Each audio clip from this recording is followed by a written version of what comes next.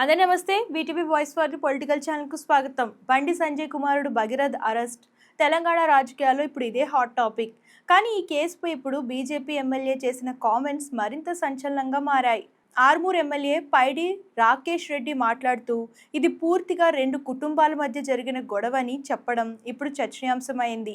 అంతేకాదు తమ దగ్గరికి వచ్చిన కొన్ని వీడియోల్లో బాధిత అమ్మాయి కుటుంబం భగీరథ్ కుటుంబంతో ఎంతో క్లోజ్గా ఉందో కనిపిస్తుందని చెప్పారు. ఆ అమ్మాయి తల్లే భగీరథ్కు ప్రేమగా గోరుముద్దలు తినిపించింది.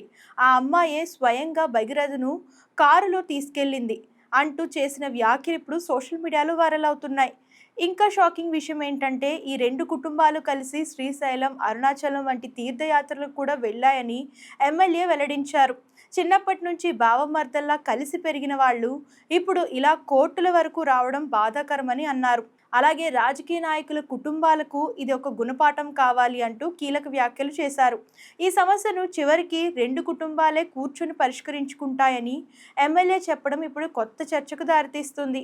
అయితే ఈ కేసు నిజంగా కుటుంబాల గొడవేనా లేక ఇంకా బయటకు రాని నిజాలు ఏమన్నా ఉన్నాయా అంటూ చాలామంది నెటిజన్స్ అంటున్నారు.